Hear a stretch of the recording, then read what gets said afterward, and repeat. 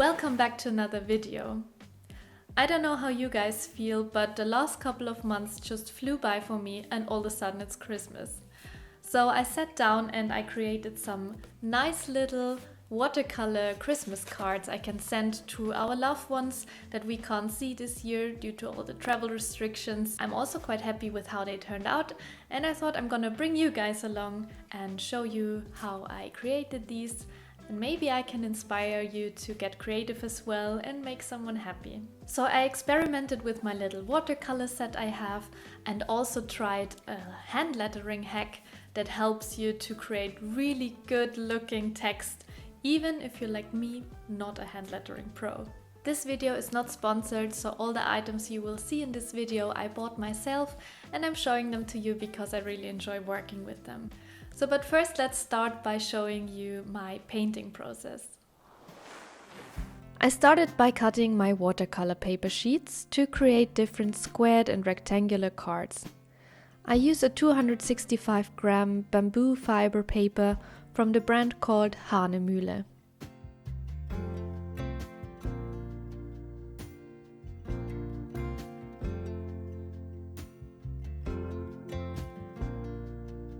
For the first design, I started by taping off some geometric shapes.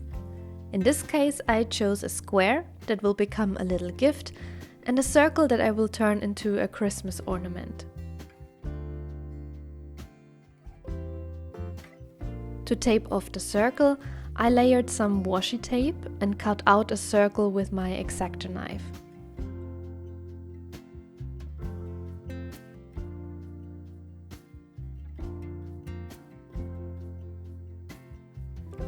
The circle I kept for another card I want to show you later.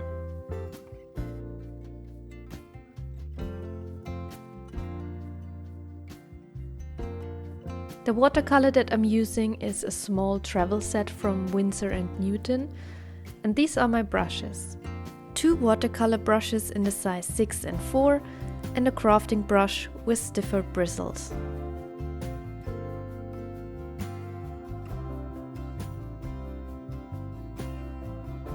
For the little square, I chose a blue and purple color palette and started by wettening the whole shape.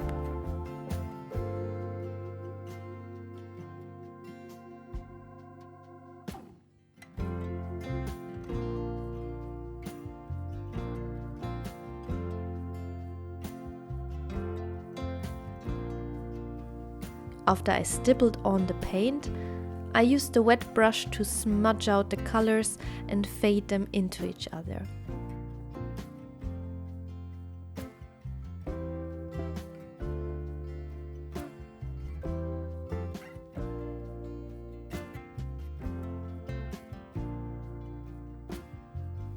And then repeated the same with reds and orange for the circle. Here I should mention that I'm not a watercolor expert, so please don't judge me if I'm not using a perfect technique here, but I thought this created a really nice fade of colors. I will let this dry now and move on to another card and come back to it later. I mentioned that I kept a little cutout circle, so this one I'm using now for the next card. I also taped off the edges to create a nice and finished look. If you have really sticky tape, you might want to dab it a bit with your fingers before you stick it onto the paper to make it a bit less sticky and prevent the paper from ripping when you peel the tape off later. This one is so simple, but I really like the minimalistic look of it. All you need to do is take a brush with stiff bristles, water up some color, and flick the paint all over the card.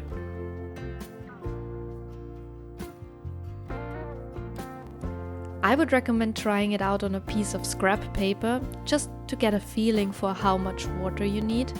If it's too dry, you will only get micro splatters, but if you have too much water, it can create big drops on the paper. I chose some shades of blue and also used some of my favorite golden acrylic paint that I added some water to as well.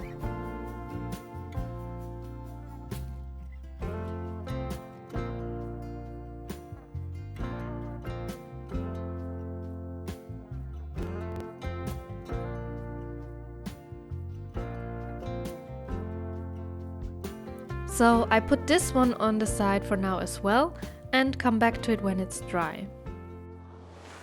One of my favorite things to draw in general, but especially with watercolors, are floral patterns and leaf shapes. So for the next card I'm gonna show you some of my favorite leaf patterns. If you want to learn more about how to draw all different kinds of plants, you should also check out Cambpell. I'm gonna link her YouTube for you in the description box. She has loads of great tutorials on all kinds of watercolor techniques and especially on a lot of floral patterns. For the first one I started with the stem and then added one leaflet to the top and many along both sides.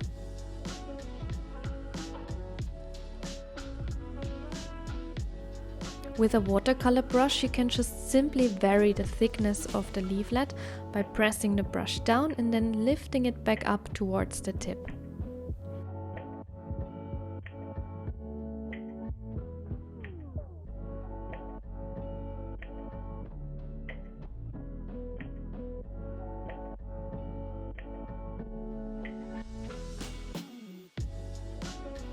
For the next one, I started again with the stem. Then I draw smaller almond-shaped leaves and attach them with a tiny stroke to the stem.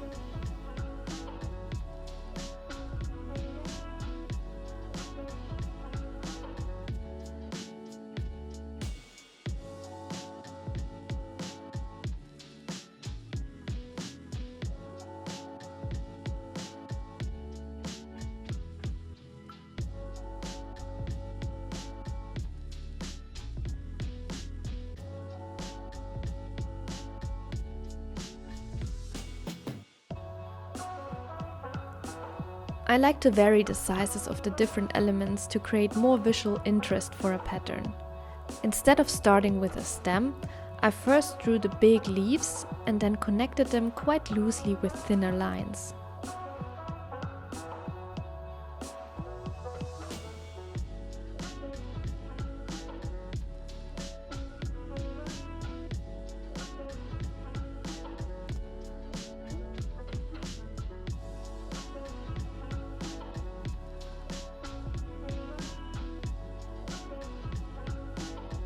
The same technique also works quite well with smaller leaves, so I basically just make little spots with my brush and then connect them with thin lines.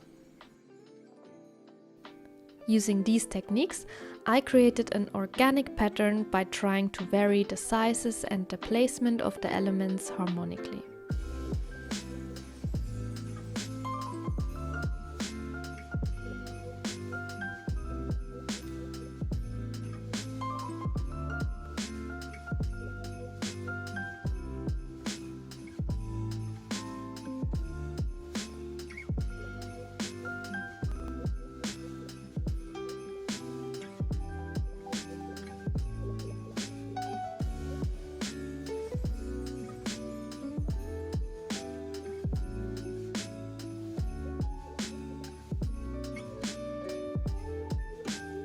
Once I was happy, I traced a circle onto the paper by using a cup as my stencil, and also added a little cube to act as the hanger for the Christmas bulb, because that's what I'm creating here. After cutting it out, I painted the little box with the same golden acrylic paint I used before.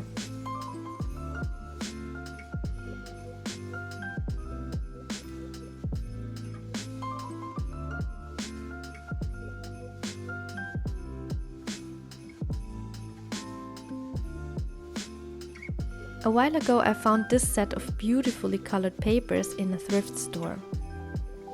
I wanted to use these to create a nice contrast for the ornaments to sit on. I picked this dark blue and glued it onto a white card I had folded out of the watercolor paper.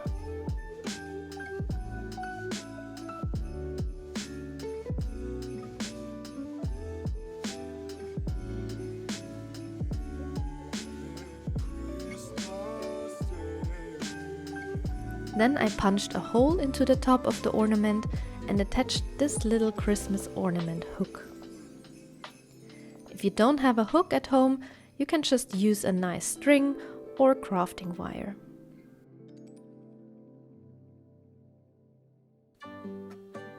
Then I also punched a little hole in the card and hooked the ornament in.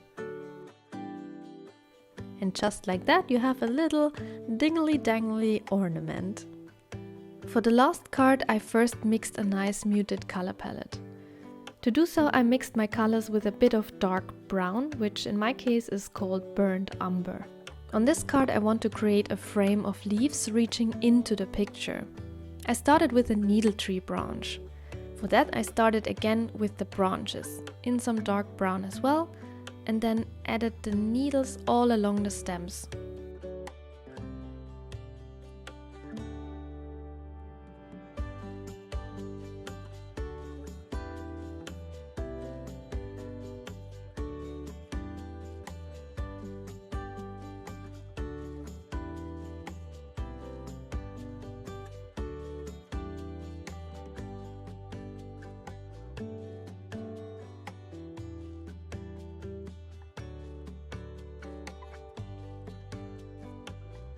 To give it a bit more of a three-dimensional feeling, I went over it a second time, only applying color closest to the stem.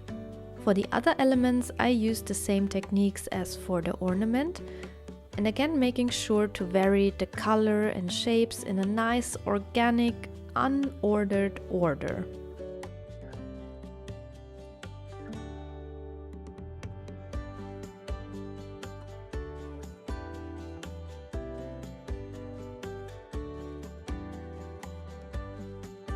Now comes the most satisfying part.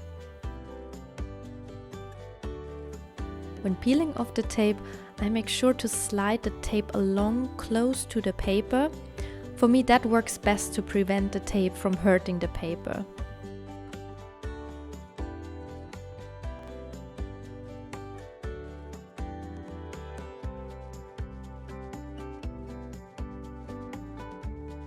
And you should make sure your paint is dry.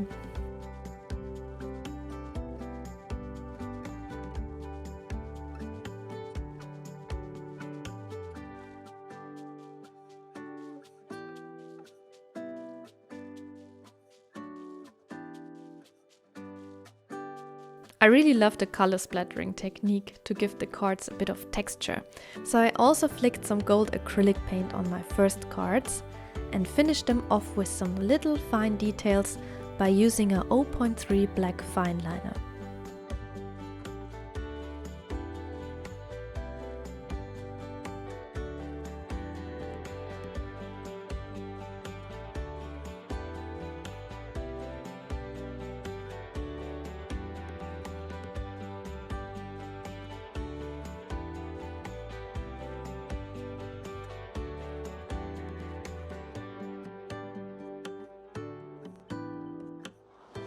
As I promised, I will show you a cool technique of how you can apply really cool looking texts on your cards. So first thing you have to do is go and find yourself a font you want to use.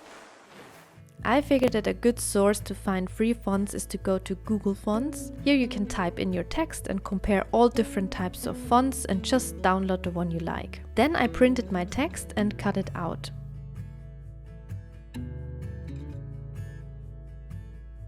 This way I could place it on my cards and see if I like the design and the size and the spacing.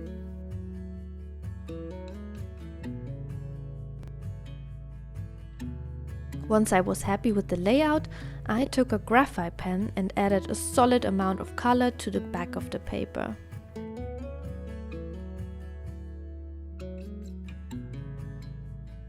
I then carefully placed it back onto the card and used some tape to keep it from sliding. With a ball pen, I then traced all the letters as exact as I could.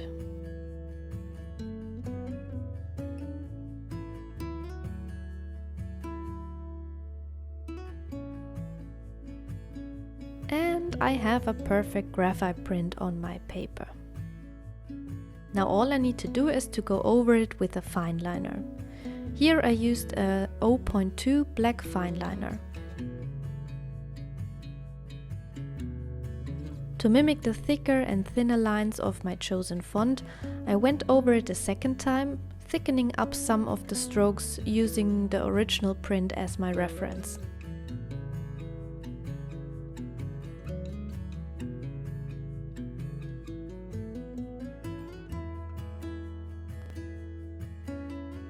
So all that was left in the end was to remove the graphite carefully with an eraser. And here are my final cards.